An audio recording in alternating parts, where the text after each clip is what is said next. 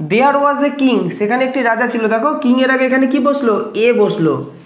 Next তুমি যখন king বসাবে সেখানে কিন্তু কিং এর আগে এ বসালে হবে না, কেটে দেবে। কি বসাবে? The king. দা কেন বসলো?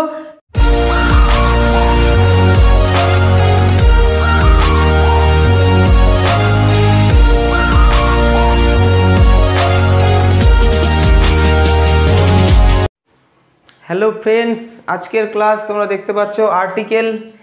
এই ক্লাসটি তোমাদেরকে করতে হবে, যারা আগের ভিডিওটা দেখোনি দেখে নেবে। আমি আর্টিকেলের আজকের এটা 2 নম্বর ক্লাস। এই ক্লাসটা পুরোটা দেখার পর তোমাদের আর্টিকেল দা নিয়ে কোনো সমস্যা থাকবে না, একদম কনফিডেন্টলি তোমাদেরকে বলছি। ক্লাসটি আমাদের কি করতে হবে? শেষ পর্যন্ত দেখতে হবে, খাতায় নোট ডাউন করতে হবে, ঠিক আছে? তো ক্লাসটি দেখো, দেখলে তোমাদের দা নিয়ে কোথাও কোনো সমস্যা থাকবে না, আমি কথা দিচ্ছি। কোথায় কোথায় দা বসে দেখো, 18টা রুলস নিয়ে এসেছি। মানে এই 18টা রকম যদি আমরা একটুখানি পড়ে একটু খাতায় লিখে নিতে পারি, তোমাদের দা নিয়ে মানে দা কোথায় বসবে এই নিয়ে কোনো সমস্যা হবে না। তো ভিডিওটি শেষ পর্যন্ত দেখবে। তো এটা কিন্তু 2 নম্বর ভিডিও। 1 নম্বর ভিডিওতে আমরা আর্টিকেল এ এবং এন কোথায় বসেছে সেটা কিন্তু দেখিয়েছি। যারা দেখোনি তারা খুব তাড়াতাড়ি ওই ভিডিওটা দেখে নেবে। দেখো, একটি এবং অদ্বিতীয়। 1 নম্বর পয়েন্ট কি রয়েছে? যেটা পৃথিবীতে অথবা বিশ্ব ব্রহ্মাণ্ডে একটি মাত্র আছে। কটি? একটি। মুন, চাঁদ। কটা আছে আমাদের পৃথিবীর? চাঁদ কটা? একটাই উপগ্রহ। সান, সূর্য। কটা সূর্য? একটাই। তাহলে যেটা পৃথিবীতে বা বিশ্ব ব্রহ্মাণ্ডে একটা আছে তার আগে কি বসাবো আমরা?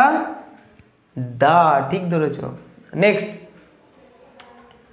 টি, টা, খানা, খানি, গুলি, গুলো, এরকম যে বাংলা ওয়ার্ডে যে জিনিসগুলো আসে, যে দুটি, তিনটি, এই যে টিটা যেখানে আমরা বসাবো, যেমন বুকস, এই বইগুলো আমাকে দাও তো, তখন আমরা কি বলবো? দা বুকস। সেখানে বুকসের আগে আমরা কি বসাবো? দা।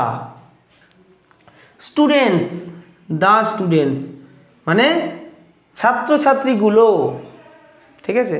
তাহলে টি, টা, খানা, খানি, গুলি, গুলো, এই যে সমস্ত যে বাংলার ওয়ার্ডের মধ্যে যে জিনিসগুলো যুক্ত হয়ে যায় লাস্টে, সেগুলোর আগে আমরা কি বসাবো? দা বসাবো। নেক্সট দেখো, 2 নম্বর হয়ে গেল। 3 নম্বর কি আছে? নাউন যদি সেকেন্ড টাইম ইউজ হয়, এটা কিন্তু ভেরি ভেরি ইম্পর্টেন্ট। আমরা যে সেন্টেন্সগুলো লিখি না, সেখানে কোনো একটা নাউন সম্বন্ধে প্রথম একটা ইন্ট্রোডাকশন আসলো, নেক্সট যখন তুমি সেই নাউন নিয়ে কথা বলবে তখন কিন্তু তার আগে দা বসাতে হবে, আর্টিকেল দা। কিন্তু প্রথমে তুমি যখন অপরিচিত ব্যক্তিটা নিয়ে কথা বলবে তখন কিন্তু এ বসবে। যেমন আমি যদি বলি সেখানে একটা রাজা ছিল, তাই না? পরে কি বলি? রাজাটি খুব ভালো ছিল। তাহলে প্রথমে আমরা কি বললাম? সেখানে একটি রাজা ছিল, একটি রাজা। পরের বার কিন্তু আমরা বললাম না একটি রাজা ভালো ছিল, তখন বললাম সেই রাজাটি ভালো ছিল। তাহলে রাজাটি হয়ে গেল কিন্তু। যেমন ইংলিশে দেখো, দেয়ার ওয়াজ এ কিং, সেখানে একটি রাজা ছিল। দেখো কিং এর আগে এখানে কি বসলো? এ বসলো। নেক্সট তুমি যখন কিং বসাবে সেখানে কিন্তু কিং এর আগে এ বসালে হবে না, কেটে দেবে। কি বসাবে? The king. দা কেন বসলো? কিংটা নির্দিষ্ট হয়ে গেছে, মানে সেন্টেন্স শুরু হয়েছে, অপরিচিত ছিল প্রথমে রাজা আমাদের কাছে, তাই আমরা এ বসিয়েছি। নেক্সট লাইনে আমরা কিন্তু আর এ লিখবো না, কারণ রাজা এবার আমাদের কাছে পরিচিত হয়ে গেছে, তখন আমরা দা লিখবো।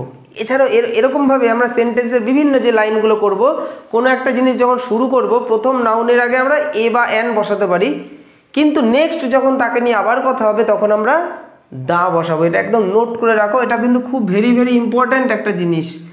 আমরা যখন সেন্টেন্স বিভিন্ন লিখবো তখন কিন্তু এটা খুব প্রয়োজন। 4 নম্বর রুলস হচ্ছে সুপারলেটিভ ডিগ্রি।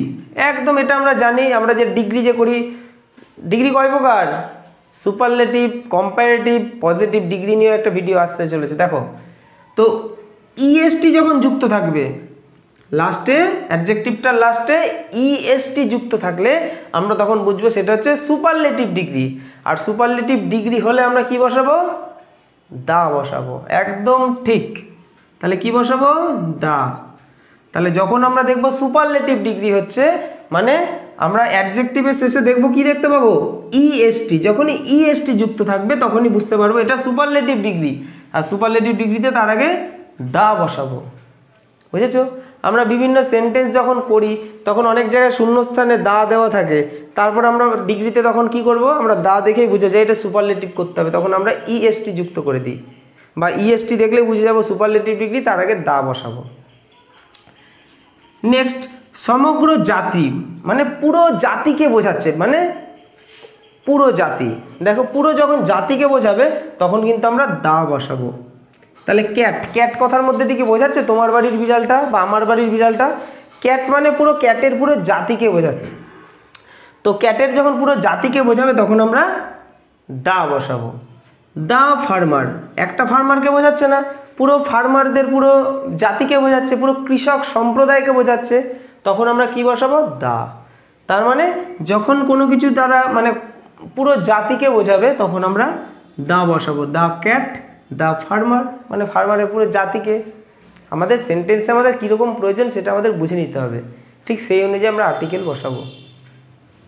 নেক্সট দেখো, অ্যাডজেক্টিভ যদি পুরো শ্রেণীকে বোঝায়, পুরো শ্রেণী, আগেরটার মতনই ঠিক, মানে যে অ্যাডজেক্টিভগুলো আগেরটা যেমন ছিল দেখো এই নাউন টাইপের যেগুলো থাকছে তার আগে দা বসছে, মানে পুরো জাতিকে বোঝাচ্ছে, এটাও ঠিক আগেরটারই মতো, মানে অ্যাডজেক্টিভ। কিছু অ্যাডজেক্টিভ আছে না, আমরা অ্যাডজেক্টিভ মানে কি বুঝি, নাউন বা প্রোনাউনের দোষ গুণ অবস্থা, তাই না, সেগুলোই তো অ্যাডজেক্টিভ বলে। He is a good boy, good এটা এখানে অ্যাডজেক্টিভ, কারণ গুড কথাটা কার জন্য আসলো, হি এর জন্য, হি হচ্ছে প্রোনাউন। ঠিক তেমনই পুওর এটা একটা অ্যাডজেক্টিভ, ইয়ং এটা একটা অ্যাডজেক্টিভ। তো অ্যাডজেক্টিভের আগে আমি দা বসাবো, সেটা কখন, এই অ্যাডজেক্টিভ দ্বারা যখন আমি কোনো একজনকে না পুরো সেই শ্রেণী বা জাতিকে বোঝাবো, মানে দা পুওর মানে পুরো পুওর মানে সমস্ত গরিবকে বোঝানো হচ্ছে। তারপরে দা ইয়ং, সমস্ত ইয়ংকে বোঝানো হচ্ছে, যুবকদের বোঝানো হচ্ছে। নেক্সট দেখো, নদী, সমুদ্র, পর্বতমালা, উপসাগর, দ্বীপপুঞ্জ, মরুভূমি, মালভূমি, যেগুলো পৃথিবীতে একটাই রয়েছে, মানে যেটা ওই নামে আরেকটা নেই, সেগুলোর ক্ষেত্রে আমরা দা বসাবো। যেমন নদী তো অনেক রয়েছে, কিন্তু গঙ্গা নামে নদী কিন্তু একটাই, গঙ্গা নামের নদী কিন্তু একটাই। তারপরে আরবিয়ান সি, সমুদ্র তো অনেক রয়েছে কিন্তু আরবিয়ান নামের সমুদ্র কিন্তু একটাই। তাহলে যেগুলো পৃথিবীতে একটা এবং নদী, সমুদ্র যা যা দেখলে তোমরা পয়েন্টটা কিন্তু নোট ডাউন করবে, সেক্ষেত্রে আমরা দা বসাবো। আশা করি তোমরা নোট ডাউন করছো জিনিসগুলো, একদম তোমাদেরকে পয়েন্ট করে নিতে হবে, নদী, সমুদ্র বলে তোমরা জাস্ট এই জায়গাটা লিখে নাও, কারণ আমরা এমনভাবে জিনিসটা শিখবো যাতে আমাদের বই খুলে আর্টিকেল আর না পড়তে হয়। আমরা এরপর বই খুললে জাস্ট প্র্যাকটিসের জন্য বইটা খুলবো, আমাদের রুলস আর দেখতে হবে না, কারণ রুলস তো আমরা দেখে নিচ্ছি, বুঝে নিচ্ছি, লিখে নিচ্ছি। আগামী দিনে যখন তোমরা কাউকে পড়াবে তোমরা এই খাতাটাই ওপেন করবে, সেই খাতা থেকে তোমরা পড়াবে, দেখে কত তাড়াতাড়ি কত ভালো বোঝাতে পারছো কাউকে।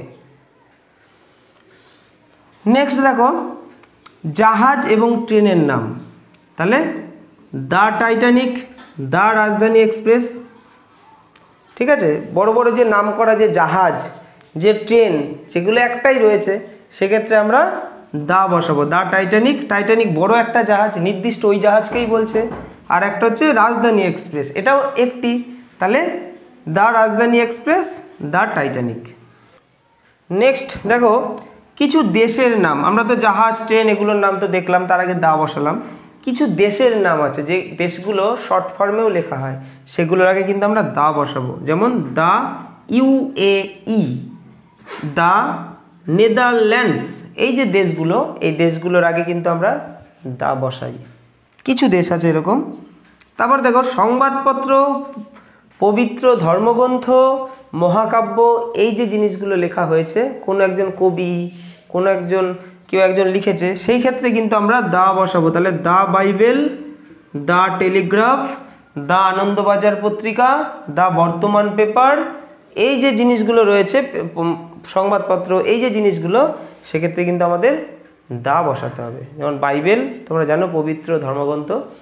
নেক্সট তোমরা দেখো, সংবাদপত্রের মানে বিভিন্ন যে সংবাদপত্র আছে না, নামি দামি সংবাদপত্রগুলো, সংবাদপত্র, পবিত্র কোনো ধর্মগ্রন্থ, মহাকাব্য, বিভিন্ন নামি দামি উপন্যাস, এই যে বিষয়গুলো, এগুলোর আগে আমরা দা বসাবো। দা বাইবেল, দা টেলিগ্রাফ, দা আনন্দবাজার পত্রিকা, দা বর্তমান, ঠিক আছে, এই যে নাম করা যে জিনিসগুলো, তো সেক্ষেত্রে কিন্তু আমরা দা বসাবো।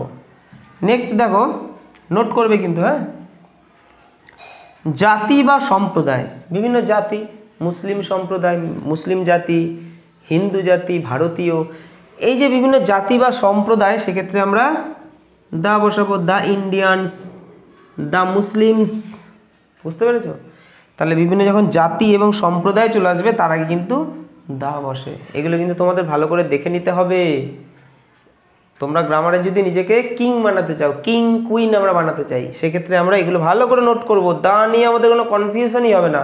18টা রুলস মুখস্থ মানে কি, তোমরা 4বার 5বার জিনিসটা ভালো করে দেখবে, কিছু প্র্যাকটিস সেট দেবো, সেগুলো প্র্যাকটিস করবে, দেখবে জিনিসগুলো মাথা থেকে আর যাচ্ছেই না। যেখানে যেটা বসে সেখানে সেটাই বসাবে। সেটা না বসাতে পারলে তোমার নিজের মনের মধ্যে দেখবে অস্বস্তি লাগবে, না এটা তো এখানে বসে না, আমরা যেন কি শিখেছিলাম। প্র্যাকটিস করতে করতেই পারবে। জনপ্রিয় স্থাপত্য স্মৃতিসৌধ, দা কুতুব মিনার। কুতুব মিনার, তাই না, একটা স্থাপত্য বা স্মৃতিসৌধ তোমরা বলতে পারো। এরকম আরও রয়েছে, তাজমহল, দা তাজমহল, দিল্লির লালকেল্লা, ঠিক আছে, আরও বিভিন্ন যেগুলো রয়েছে। নেক্সট দেখো, বিভিন্ন দিক, যেমন the north, the south, the West, the east. এছাড়া বিভিন্ন গুরুত্বপূর্ণ স্থান বা এইসব ক্ষেত্রে দ্য পাঞ্জাব, বা রেখা যদি বলো দ্য ইকুয়েটর, এই সমস্ত রেখার ক্ষেত্রে তো আমরা দা বসাবো।